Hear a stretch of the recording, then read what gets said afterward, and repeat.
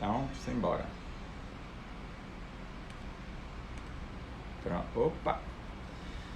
Transtornos de compulsão alimentar, vamos falar sobre isso, acho que hoje é mais rapidinho, a gente já falou muito ontem, a aula foi longa de anorexia e bulimia, mas a gente tirou todas as dúvidas e eu acho que hoje, com o transtorno de compulsão alimentar, fica mais rápido, a gente vai só relembrar alguns pontos importantes de ontem e falar sobre esse diagnóstico especificamente, tá certo? No final a gente fala de tratamento, eu vou falar um pouquinho de um dado específico que é interessante, de tratamento de obesidade, que a gente acaba caindo muito, por causa que está muito relacionado com os transtornos de compulsão alimentar e acaba caindo no nosso colo do psiquiatra para tratar também, junto com os endocrinologistas, tá certo? Transtorno de compulsão alimentar, a foto e a imagem já mostra um cara com um ar raivoso, vamos dizer assim, voraz, fazendo a sua compulsão, né, com alimentos nas duas mãos. E aí vamos para agora os critérios diagnósticos, destrinchar esses critérios diagnósticos do DSM-5. Pessoal, tá só vocês aí, eu acho que por respeito a vocês é melhor a gente começar, né? Já são 9 horas, pra gente não atrasar e conseguir terminar o dia mais cedo, porque senão fica um dia muito longo e muito cansativo. Né? Sabadão. Oi? Começar, o pessoal vai entrando. Pronto, beleza então. Show de bola. Então o que é que acontece? Compulsão alimentar, critério A, que fala... Vamos falar sobre os 5 critérios aí. O critério A fala o quê? Tem compulsão alimentar, né? Obviamente, a gente já entendia sobre isso. E aí o critério B fala de quê? Do comportamento, e a gente está falando dos critérios diagnósticos do DSM-5. O critério B do DSM-5 fala que os comportamentos associados são comportamentos associados à compulsão alimentar. O critério C fala de um sofrimento recorrente à compulsão alimentar. O critério D de dado tem a frequência dos episódios, que a gente vai destrinchar, que é exatamente a mesma frequência da bulimia, então a gente já sabe, lembrando daquele período nos últimos 3 meses, né? Uma vez por semana, então vai ser nos últimos 3 meses, cada mês vamos dizer que são 4 semanas, então são mais ou menos 12 episódios de compulsão alimentar nos últimos 3 meses, que é uma vez por semana, tá? E sem comportamento compensatório. Claro, se tivesse comportamento compensatório, a gente estaria recaindo dentro do diagnóstico aí da bulimia nervosa. Então acho que está ficando muito claro, porque a gente já tinha estudado bulimia nervosa. Vamos destrinchar um pouquinho aí esse critério A. O que é que o critério A fala? O critério A fala em compulsão alimentar. Então, uma ingesta, a gente já sabe que é compulsão alimentar, a gente já viu isso por causa da bulimia, mas reforçando, ingestão de alimentos em um período maior do que outra pessoa numa situação semelhante, né? Relacionada a tempo, voracidade e quantidade. Então o tempo, pela nova classificação, a gente colocou como sendo de 2 horas, é assim para a bulimia, é assim também para a compulsão alimentar, obviamente que a gente está falando de uma compulsão alimentar. E aí a gente tem que pensar em termos de voracidade e quantidade. Aquela pessoa que perde o controle na hora que vai comer. Então come de forma extremamente... em quantidade muito maior do que de costume, mesmo diferentemente de quando a gente compara com a pessoa que está no momento de lazer, comendo em grande quantidade, mas está satisfeita com isso, né? Isso é algo diferente. Essa pessoa, ela perde a noção de que ela está comendo. É como eu disse, apresentar um episódio de compulsão alimentar é como, por exemplo, às vezes se acordar no meio da noite e simplesmente atacar a geladeira, comer um hambúrguer inteiro, meio litro de iogurte, e aí come em grande quantidade isso, né? Então isso é um episódio de compulsão alimentar. Claro que não é só se acordar no meio da noite ter um episódio, como a gente falou, mas vocês já entenderam bem o que seria compulsão alimentar. Então, é a sensação de falta de controle durante esse episódio de compulsão alimentar. Isso é o que caracteriza melhor, né, o episódio de compulsão alimentar. Lembrando que quando a gente volta a pensar em compulsão alimentar, nas anoréxicas, né, que tem as anoréxicas que têm compulsão alimentar e que são purgativas também, elas apresentam compulsão alimentar de forma diferente. Então não vai estar relacionado nem a quantidade, nem a tempo. É só a sensação da falta de controle. Ela vai comer meia maçã com meio copinho de iogurte e vai achar que aquilo é um episódio de compulsão alimentar para ela, a ponto dela chegar a purgar. Então, para ela, aí houve uma sensação de falta de controle, tá? E aí vamos lá, para o critério B. O que é que o critério B coloca? Nesse critério B, quando a gente coloca aqui os comportamentos associados com a compulsão alimentar, você precisa conter, né? Precisa ter 3 ou mais desses aspectos aí, desses 5 aspectos aí. Quais são os aspectos que a gente vai falar? Comer mais rápido do que é o normal, comer até se sentir desconfortavelmente cheio, segundo ponto. Um terceiro ponto seria comer grandes quantidades de alimento na ausência da sensação física de fome, tá? Comer sozinho por vergonha quando está comendo, sentir-se vergonha de si mesmo, ficando deprimido ou muito culpado logo em seguida. Então, eu quero que vocês avaliem, né? Não é só chegar o paciente para vocês e dizer assim, né, doutor, tô tendo compulsão e eu devo ter um transtorno de compulsão alimentar, eu preciso fazer tratamento para isso. Aí a pessoa também é gordinha, ou então está no sobrepeso ou obeso e você vai, realmente aquilo é... Não, avalie de forma adequada. Pense nos critérios diagnósticos que a gente está falando agora. O episódio de compulsão alimentar vocês já entenderam. Tente ver se realmente existe uma compulsão alimentar. Tente avaliar a frequência dessa compulsão alimentar, como a gente já falou, igual da bulimia, é um dos critérios diagnósticos aqui.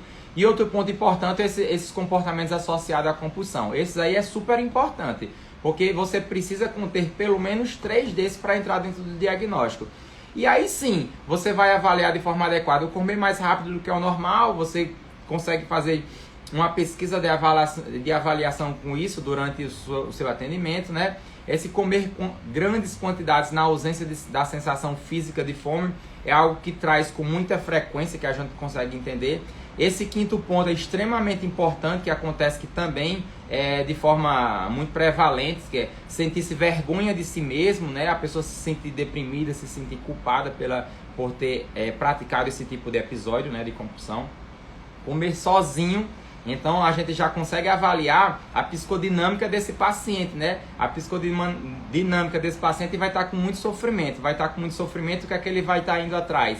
Ele vai estar se afastando das relações interpessoais, né? Se afastando das convivências sociais. Como a gente bem disse, todas as convivências sociais, o tipo de convivência social é o quê? É você estar junto de pessoas para você conseguir confraternizar. No meio dessa confraternização tem comida, tem bebida, geralmente. Então essa pessoa, mesmo que ela tenha um transtorno de compulsão alimentar, mesmo que ela seja extremamente obesa, mesmo que ela esteja praticando vários episódios de compulsão, ela sente vergonha, ela se sente mal por causa disso. Então ela não vai estar se envolvendo socialmente tão bem quanto uma pessoa magra que come, por exemplo, ou não magra, mas que come, não tem transtorno de compulsão alimentar. A pessoa pode ter 2 obesos, um pode ter transtorno de compulsão alimentar, o outro não tem.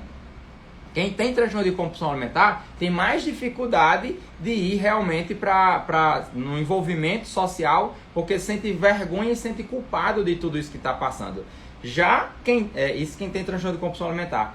Quem não tem transtorno de compulsão alimentar e se chama, né, o Big Eaters, né, que gosta de comer muito, que se sente bem, que gosta de cozinhar e gosta de confraternizar com os amigos, cozinhando ou indo para restaurante, vai estar se sentindo ótimo. Ele come em grande quantidade, sem vergonha, sem culpa para isso. Ele apresenta, por vezes, um episódio de compulsão alimentar, ou não, muitas das vezes não apresenta um episódio de compulsão alimentar, ele só mesmo come em grande quantidade e se sente satisfeito com isso, né? Sente bem-estar, estimula lá o sistema límbico dele, está feliz com isso e toca o barco desse jeito. Diferente realmente de quem apresenta o transtorno de compulsão alimentar. Tá compreendido isso? Acho que quando eu digo isso, é importante que vocês consigam sempre avaliar o paciente e entender a psicodinâmica. Para mim é muito fácil passar aqui o conteúdo para vocês e dizer, o DSM-5 diz isso, isso e aquilo. Eu quero que vocês entendam o sofrimento, eu quero que vocês entendam o funcionamento psicodinâmico desse paciente. Tá beleza? Tranquilo? Simbora. Critério C.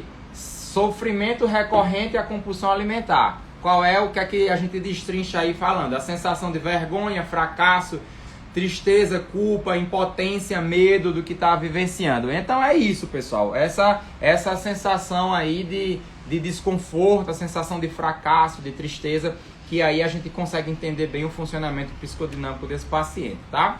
Em relação à frequência dos episódios, a mesma coisa lá da bulimia. Ocorre em média 1 vez por semana durante 3 meses. Então, para você conseguir fechar um diagnóstico de transtorno de compulsão alimentar, Não basta há um mês o paciente está tendo vários episódios de compulsão e está se sentindo culpado, né? Sem a parte compensatória da bulimia. Isso não.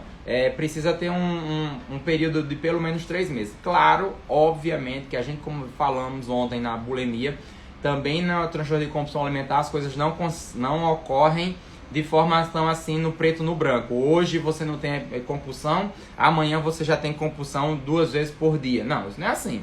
É algo que assim é frequente, vai aumentando, a pessoa aí vai tendo um sofrimento psíquico maior. Como eu digo, eu sempre cito aqui a situação do meu pai, que é psiquiatra, e ele sempre me fala, Delano, difícil a gente, na psiquiatria, não existe isso de a gente fechar um diagnóstico. Na verdade, os diagnósticos são comórbidos, né? E eu ficava assim achando, sempre achei muito difícil fechar diagnóstico em psiquiatria. Depois eu fiquei achando que era muito mais complicado imaginar que o paciente psiquiátrico ele apresenta sempre diagnósticos comórbidos. Mas é isso que a gente encontra. Basta a gente entender o funcionamento psicodinâmico desse paciente. Um paciente que ele vai aos poucos, aumentando a quantidade de compulsões, sem o mecanismo compensatório que a bulimia, né, faz.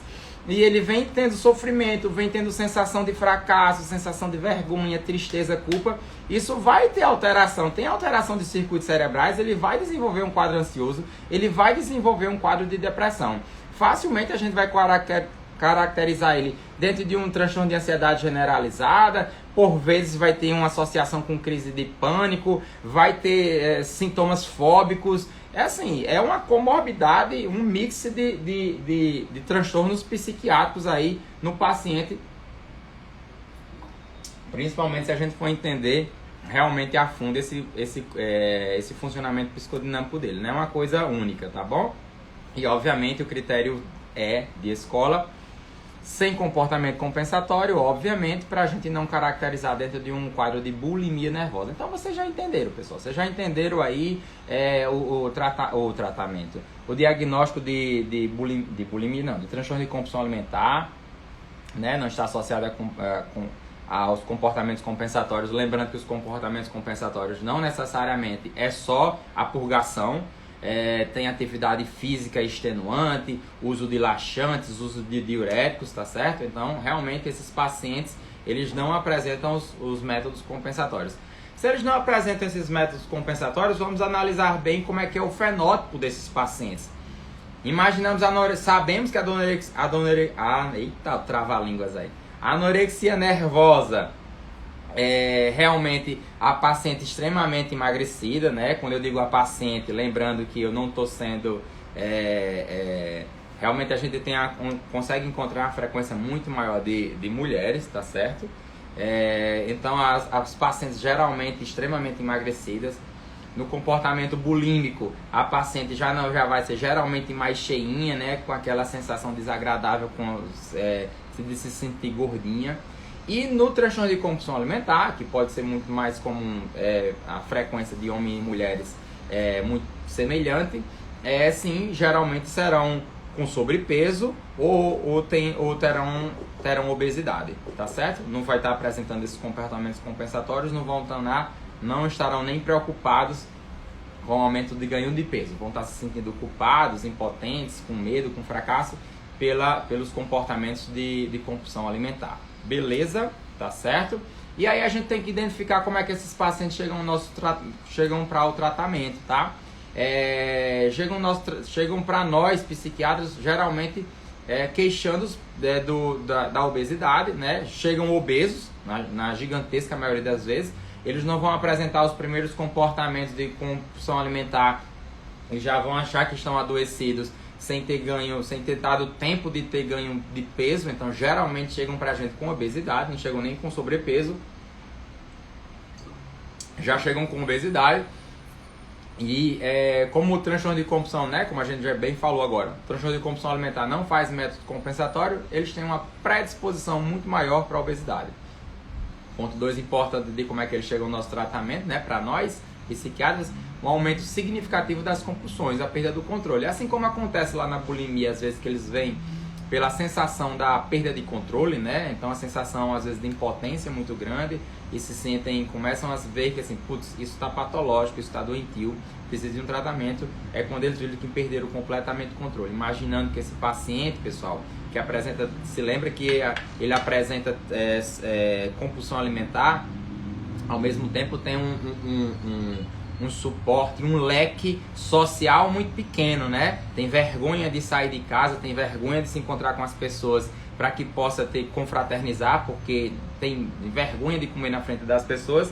Então eles são pessoas que são acumuladoras de comida dentro dos seus quartos, ou entrando nos ambientes que eles se sentem mais isolados possíveis. E é lá nesse momento, afastado de todo mundo, que eles, né, apresentam seus episódios de compulsão alimentar. Então, quando eles veem que isso está saindo do controle deles e a sensação de culpa vem aumentando cada vez mais, eles chegam até a gente. Eu não sei se eles vão chegar até a gente, o entendimento, né, da minha parte, não sei se eles estão chegando até a gente por essa sensação de perda de controle, ou porque pela sensação de perda de controle vem um sentimento de culpa muito maior, uma sensação de quadro depressivo muito maior, e eles têm um mínimo de consciência de morbidade, conseguem identificar que se eles pararem com esse episódio de compulsão alimentar, eles vão apresentar uma melhora do seu quadro clínico depressivo, por exemplo, ou ansioso. Então eles vão lá com esse mínimo de consciência de morbidade e vão lá buscar ajuda, tá bom?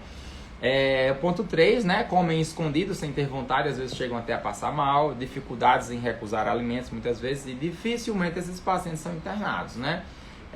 Diferentemente das bulímicas, diferentemente das anoréticas, esses pacientes dificilmente são internados, eles vão preferir fazer tratamento de forma ambulatorial. E como eu disse, a anorexia tem uma evolução gravíssima que é para a morte. A bulimia, com um risco muito menor disso acontecer, mas tem esse comportamento muito inapropriado, né? Esse comportamento compensatório da purgação é muito inapropriado, aqueles riscos que a gente falou, do sinal de Rousseau, da arcada dentária machucada, né? A pessoa está sempre fazendo a purgação, se estiver apresentando esse tipo de comportamento compensatório, a pessoa consegue ter um entendimento, e quem está próximo consegue ter um entendimento muito maior de que isso é algo patológico, isso é doentio e precisa, por exemplo, de internação psiquiátrica para fazer um tratamento de forma adequada. No transtorno de compulsão alimentar, não. A gente consegue meio que é aceitável a obesidade, é aceitável que ele se esquiva, né, de alimentos com famílias e tudo, ou com amigos, então estão se alimentando mais de forma isoladamente, e geralmente é muito mais aceitável na sociedade isso, e até mesmo para o próprio entendimento da pessoa. Isso é a minha forma de entender a psicodinâmica geral dessas doenças do transtorno de compulsão alimentar. Talvez vocês, de transtornos alimentares, talvez vocês possam ter uma outra visão do que eu acabei de falar também, tá? Em relação à epidemiologia, rapidamente aqui, só para falar, a prevalência de transtorno de compulsão alimentar entre homens e mulheres adultos com idade igual ou superior a 18 anos é em torno de 0,8% a 1,6%. O gênero tem uma taxa menos assimétrica no transtorno de compulsão alimentar em relação aos outros transtornos que a gente falou. É mais prevalente em indivíduos que buscam tratamento para emagrecer, né? Então, desconfie desses pacientes que chegam até vocês com obesidade, com necessidade não, com a busca de tratamentos para emagrecer, e avaliem direitinho, investiguem se tem transtorno de compulsão alimentar. É sempre muito claro a gente ver aqui o diagnóstico, ver os critérios diagnósticos da DSM-5, é muito fácil então fechar diagnóstico em psiquiatria. É isso, mais aquilo, soma tudo isso, soma esses critérios, fecha o diagnóstico, faz o tratamento. Seria muito fácil essa clínica, né? A clínica psiquiátrica, se fosse assim, que na verdade não é. Então vai chegar um paciente desse obeso para você, que ele tem transtorno de compulsão alimentar, você vai investigar, ele vai fazer uma avaliação clínica, psiquiátrica nele, e você não vai identificar que ele tem transtorno de compulsão alimentar, porque nós psiquiatras, a gente não lê mente de ninguém.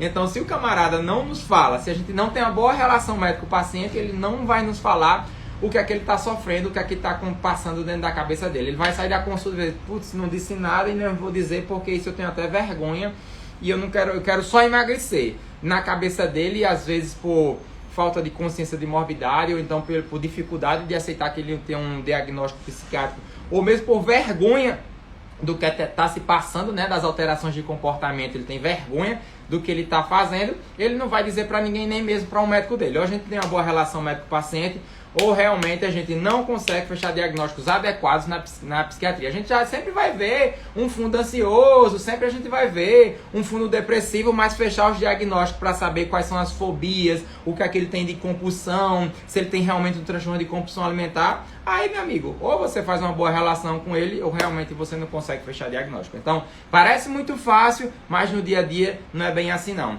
E é diferente das pessoas que já chegam dizendo que tem um determinado diagnóstico. Desconfie, que muito provavelmente às vezes você vai pesquisar a fundo e é outro diagnóstico. Em relação a comorbidades, né? Tô falando rápido aqui, pessoal, pra gente terminar logo, porque vocês já estão sabendo aí, eu tenho medo de me estender, sempre falo demais, eu tenho medo de me estender nas aulas. Então, comorbidade... Pode falar, professor. Tá certo, obrigado. Do meu pai, que é sempre com muitos diagnósticos comórbidos, ele fala sempre transtorno bipolar, transtorno depressivo, ansioso, transtorno de uso de substâncias, um grau menor, mas tem. A comorbidade psiquiátrica está ligada à gravidade da compulsão alimentar, não ao grau de obesidade. Eu quero que vocês fiquem entendendo disso, né? Quanto mais gordo, né? Porque tem um agravamento do transtorno de compulsão alimentar. Mas sim, a gravidade de comorbidades psiquiátricas e como é que ele está lidando, né? Esse funcionamento dele com a comida, tá? Alterações comportamentais e psicológicas, vocês já entenderam, a gente já falou. Problemas no desempenho de papéis sociais, né? E de depressão, prejuízo na qualidade de vida, associado a um risco muito maior de ganho de peso, desenvolvimento de obesidade. Isso aí, obviamente, está bem claro para vocês já, tá? A gravidade e a frequência tá a mesma coisa relacionada à bulimia. Leve, moderada, grave e extrema. No leve, de 1 a 3 episódios de compulsão por semana, moderada de 4 a 7, né? Grave já seria de 1 a 2 episódios por dia, né? Que é de 8 a 13 episódios por semana. E a extrema é acima de 2 episódios por dia. Lembrando que episódios de compulsão aí, tá certo? Que é a transtorno de compulsão alimentar.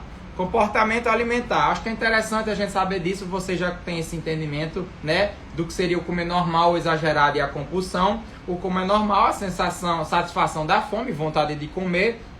O comer exagerado seria o que a gente pode fazer hoje no sabadão, quer terminar a aula, vai sair para comemorar com amigos, apesar que essa pandemia não nos permite muito isso em ambientes, né, com aglomeração, mas sim, né, você se sente que está bem, se sente bem cheio, passa, por exemplo, uma tarde comendo um churrasco, né, fazendo uso de bebida, e aí você está no final do dia extremamente cheio, mas sem sensação de culpa, sem sensação de tristeza, e às vezes essa sensação de felicidade. Putz, comi demais, mas a comida foi boa, o dia foi agradável, e é isso. Isso é o comer exagerado. A compulsão é quando eu disse que perde o controle, né? Período, quantidade, sentimento de culpa, tristeza, vergonha e todos esses sentimentos ruins que vêm junto com a compulsão. Aquele comer voraz naquele período que o DSM-5 colocou, que é em torno de 2 horas. Beleza? Tratamento de compulsão alimentar, obviamente multidisciplinar. Eu já disse para vocês, para anorexia, para bulimia, para transtorno de compulsão alimentar, esses diagnósticos eles são comórbidos, tem, como a gente bem falou, a bulimia pode recair na anorexia e volta. O transtorno de compulsão alimentar a gente tem que ter muito cuidado, eu vou falar agora para vocês, muito cuidado em relação ao tratamento medicamentoso, porque o transtorno de compulsão alimentar recai também, pode recair para a bulimia. Então você pode achar que está tratando um compulsivo alimentar e na verdade você está tratando um bulímico. Então isso é muito perigoso para medicações específicas que a gente vai falar agora. Mas é triste da gente achar que a gente vai dar conta disso sozinho. Liliane está dando conta disso sozinho porque é o que realmente os pacientes estão oferecendo para ela. Mas vai estar lá catequizando, fazendo o tratamento direitinho, tratamento psicoterápico junto, essa parte de estar junto na cobrança de 15 em 15 dias está extremamente interessante, mas em algum momento encaminhar juntamente, um trabalho junto com a nutrição, tem que ter um nutricionista junto aí e um encaminhamento junto com o psicólogo. Sem pensar nessa tríade, pelo menos, de tratamento de transtornos alimentares, é muito complicado, tá certo? Claro Liliane, as pacientes confiando cada vez mais em você, vão entender e vão aceitar pelas suas orientações que eles precisam também, tanto do nutricionista, quanto também de um psicólogo e no futuro muito próximo, espero, que também do educador físico, tá beleza? Vamos falar agora, tá aí, vamos falar agora sobre as medicações. Aí, falando sobre medicações, eu vou desligar aqui vou desligar aqui quem está nos assistindo, que eu vou falar sobre medicações, eu acho mais interessante não colocar aqui na live não. Como é que eu desligo isso aqui? Galera, obrigado, valeu, um abração, um beijão. Mais tarde a gente vem depois com mais novidades. Deixa eu só desligar, encerrar agora.